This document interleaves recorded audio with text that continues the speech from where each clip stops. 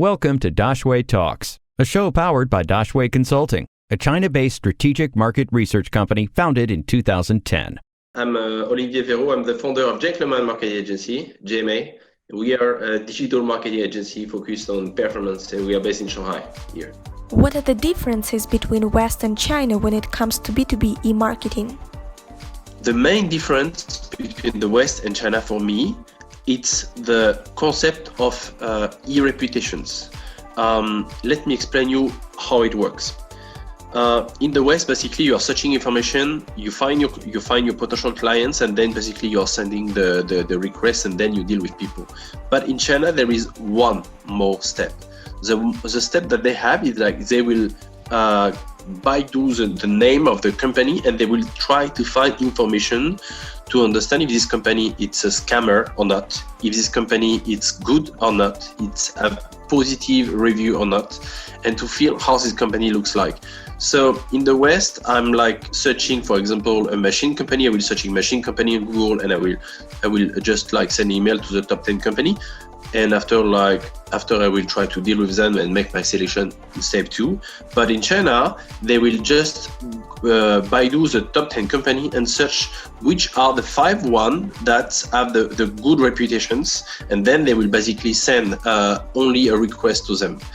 In China, you have a lot of scam, a lot of companies that are not professional, a lot of cheaters.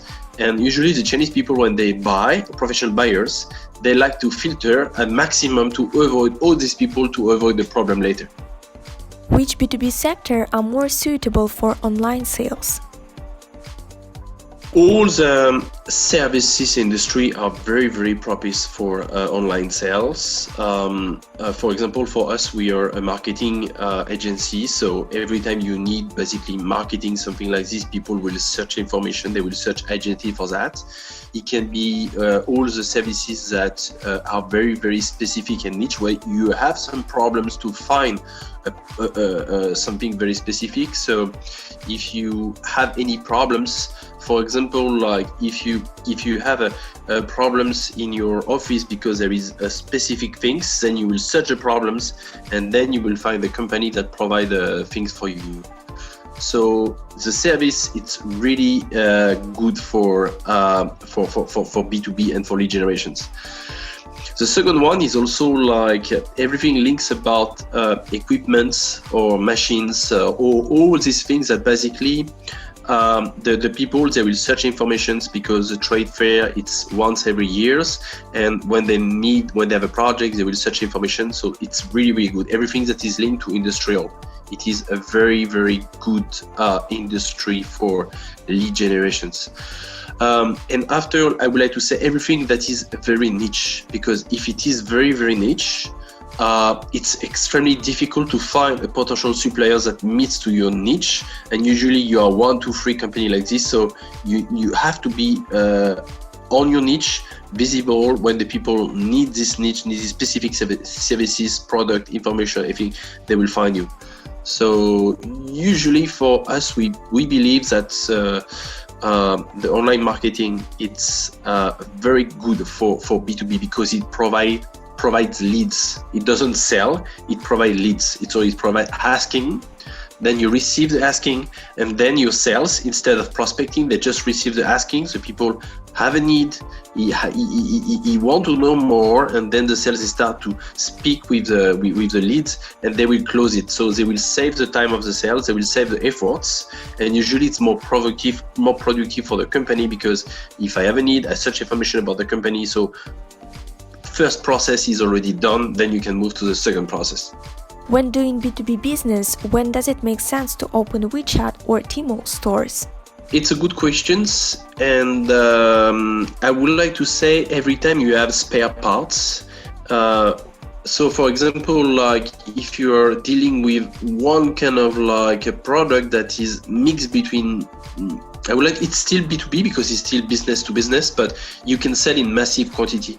So if you are selling like devices for machines, you can open it, and when people need, they can do it. Every time it is like small equipment that is quite cheap for basically for factories. It's very good.